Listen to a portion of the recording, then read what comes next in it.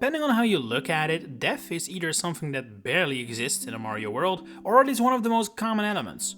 If you count the Goombas and Koopas Mario stomps on, or every time he falls into a bottomless pit as a death, then the Mario games have a death count that make Call of Duty look like Animal Crossing, but it's obvious that in universe that's not how things work. Enemies that are defeated and return soon after. Bowser has fallen into lava countless times and has been stripped of his literal flesh, yet next time he reappears as if it was a mere paper cut. Permadeath is not really a thing in the Mario universe, and I don't think anyone minds that too much. I mean, I doubt there are many fans out there who want to see, say, Wario killed off permanently. Although, I guess you could say that has proven to be Toadsworth's fate. But let's stick to the facts today, or at least try to, because while actual death barely plays a role in the Mario world, its role isn't zero. Mario characters have permanently died or are dead, and today I'm gonna tell you about all of them. Oh, and I should probably clarify that I'm not gonna talk about boos or ghosts or dry enemies here. Mario has a very large undead subset of characters, enemies and bosses that fall into this category, but they're not really quite what I mean. Yeah, you have to be dead to be undead, but are you really dead if you continue to walk around just in a different form, like Dry Bowser or the ghost from Luigi's Mansion? I would say no, at least not within the confines of the Mario series, so all of those examples I have not counted. I do want to highlight one unique case though, the flaw in this argument basically, Paper Mario the Thousand Year Door, which focuses early on Cooper trying to find his father who has gone missing in Hooktail's castle. Well, inside, he and Mario come across a Dull Bones, who Cooper initially believes is his father.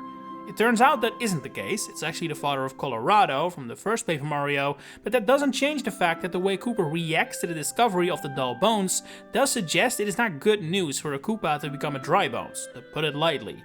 He treats it as if this is a corpse, a dead body, but seeing as this is literally the only instance where something like this happens, I think it's safe to overlook the many undead enemies for the purpose of this video. With that all said, let's start with another RPG series. More story means more room for death after all, so the Mario and Luigi games are up first for some actual examples. Just like many other Mario RPGs, battles in these games often end with enemies and characters disappearing into thin air, popping out of existence almost, but I wouldn't say this is the same thing as dying.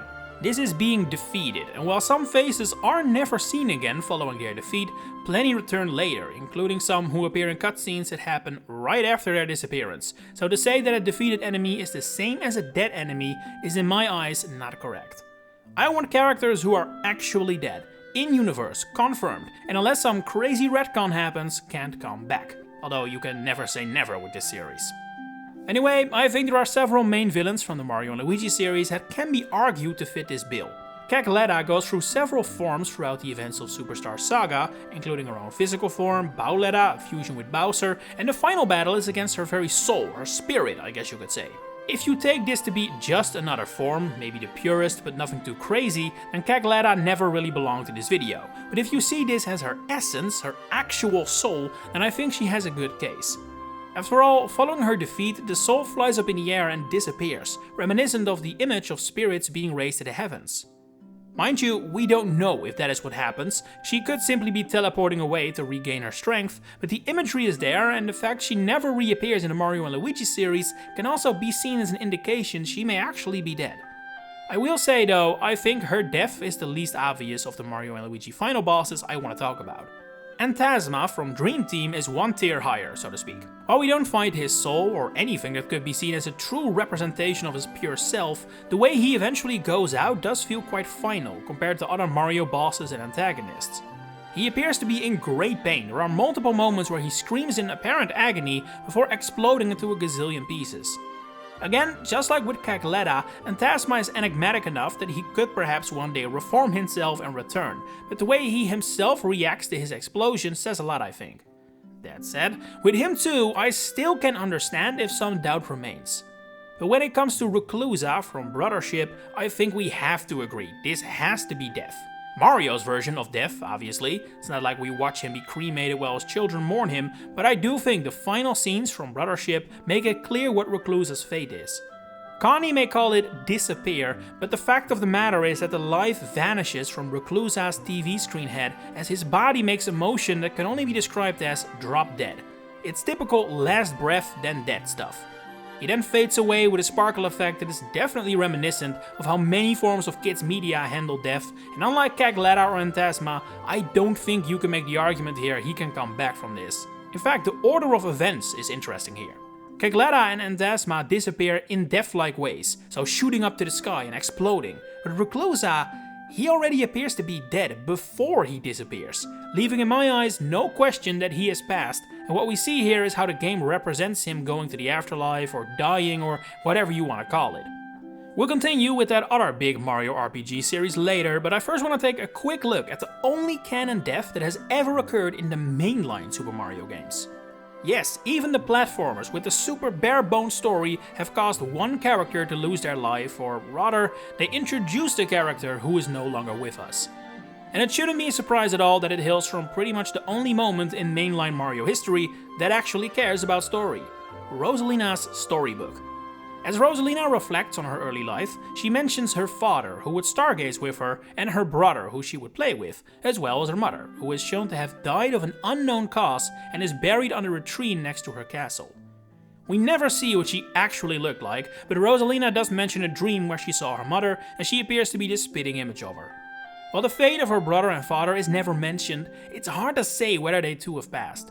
The image of her mother being buried next to the castle does suggest she died early in Rosalina's life, which her father and brother definitely didn't. But the fact they are nowhere to be found, even when Rosalina has proven to be this extremely wise and powerful being, does suggest to me they may no longer be in the picture for a particularly painful reason.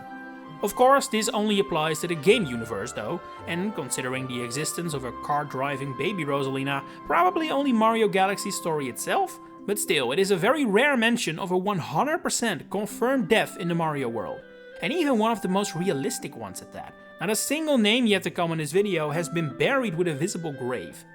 A similar case where the death is more of a backstory rather than belonging to an established character makes for the perfect segue into the Paper Mario series. In the Thousand Year Door, it is a big part of Admiral Barbary's backstory that he is a widow. His wife Scarlet died of a mysterious illness. While this happened, he was out at sea, and he still feels terrible about that to this day, which is why he retired from the ocean and just sits at home. Until Mario gives him a letter from his late wife, that is, where she mentions she hopes he won't blame himself and will continue to do what he loves, sail the seas. It's a very touching backstory and a great moment in the game, one of the most impactful ones I would argue, and it's all due to the fact the game dares to play with a permanently dead character. But Paper Mario has never been afraid of that. Super Paper Mario features a literal hell and heaven equivalent, where the creatures found in the underwear, the shades, are pretty much constantly talking about how they are dead and what their lives used to be before their game over. But while death, as such, ends up playing a decent enough role in the story of this game, it at least asks questions of how the Mario world, or at least Flipside, works. No Mario title would feature more death than Paper Mario the Origami King. Do I even need to mention what happens to Bobby, aka Bombus, aka Bombird, that prefers to just be called Bob-omb? I feel like this has become one of the most iconic moments in a Mario spin-off game, but hey, you can't make a video about Mario deaths without mentioning him.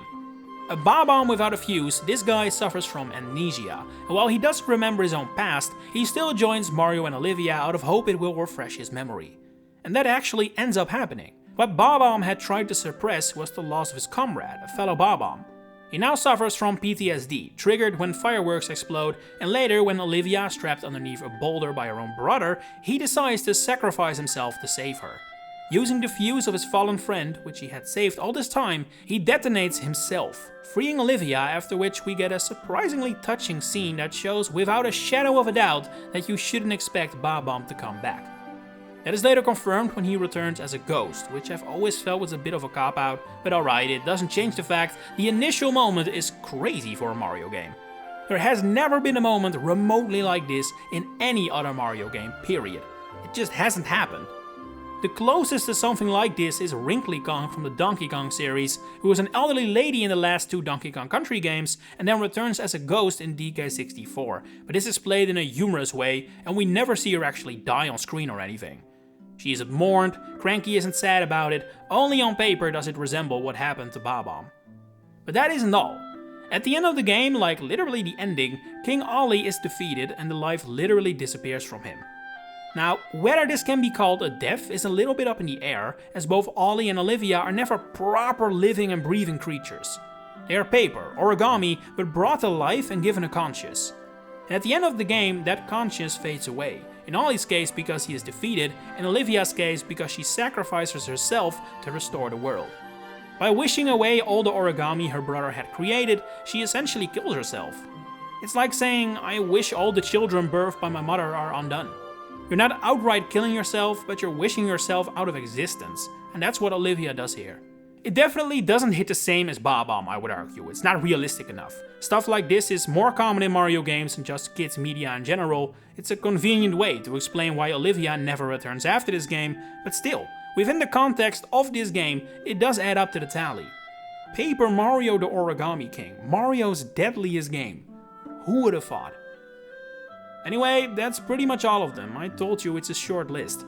Would you like to see this more in the series, or does it ruin the wholesome vibe for you? Share it in the comments below. If you enjoyed this video, please consider giving it a like and subscribing. And if you're also interested in either the Pokemon or Fire Emblem series, you may want to check out my other channels, Piantapedia and Nagapedia. Links are in the description. For now, thanks for watching and enjoy the rest of your day.